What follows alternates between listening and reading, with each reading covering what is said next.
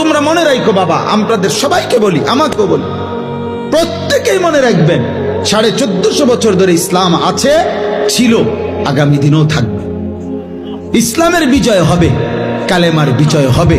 মাহদী এই পৃথিবীতে আসবে, দাজ্জাল প্রকাশ পাবে এবং দাজ্জাল নিহত হবে।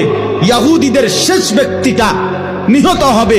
সারা পৃথিবীময় আরেকবার খোদার কসম, নবীর ভবিষ্যৎবাণী যদি কিয়ামত, আল্লাহ রাসূল বলছে ইসরাফিল ফু দেওয়ার আর একদিন যদি বাকি থাকে, নবীজি বলছেন তবুও আমার উম্মত বিশ্বাস করো যে মাহদী আসবে আর মাহদীর নেতৃত্বে সারা পৃথিবীতে আরেকবার ইসলামের খেলাফত, ইসলামের পতাকা উড়বে যদি কিয়ামতের আর একদিনও বাকি থাকে।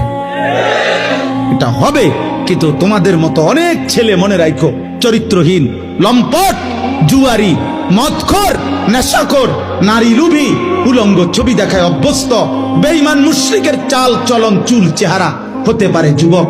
তোরে নেবে না খোদা, তোরে ছাড়াই ইসলামের বিজয়। সেদিন আবু জেহেলকে ছাড়াই ইসলামের বিজয় হয়েছে, আবু লাহাবকে ছাড়াই ইসলাম বিজয় হয়েছে। অতএব আল্লাহর জন্য যা দরকার তা তিনি নিবে। পৃথিবীর কেউ জানতো না এই শহীদ শরীফ উসমান হাদি রাহিমাহুল্লাহ তাআলা, এই ইমানদার যুবক এত সাহসী ছিল, এত ইমানওয়ালা ছিল, এত বেশি হিম্মতওয়ালা ছিল। অসংখ্য ব্যক্তি এমনও ছিল গুলিবিদ্ধ হওয়ার আগে যারা তার নাম কোনোদিন শুনেও নাই, কিন্তু আল্লাহ তাআলা আল্লাহর বান্দার কলিজায় কলিজায় তার নাম বসায় দিছে, কলিজায় কলিজায় বসায় দিছে। প্রয়োজনের মুহূর্তে আমার দেশে এমন অসংখ্য মজবুত ইমানদার এখনো আলহামদুলিল্লাহ লাখো লাখো ইমানদার যুবক আছে।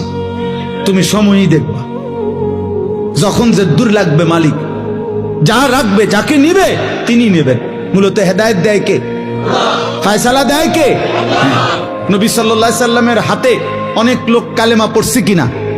তো আবু তালেব পড়লো না কেন? ফয়সালা কার হাতে?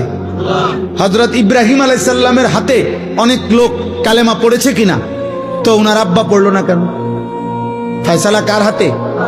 নূহ আলাইহিস সালামের হাতে অনেক লোক কালেমা পড়ছে কিনা? তো উনার ছেলে কেনান কালেমা পড়লো না কেন? ফয়সালা কার হাতে? আবার ইব্রাহিম আলাইহিস সালামের বাপকে এত বলার পরেও এই ইব্রাহিম নবী বুঝাইতে পারলো না আল্লাহর ইচ্ছা। আবার এই ইব্রাহিম নবী যখন বলল 12 বছর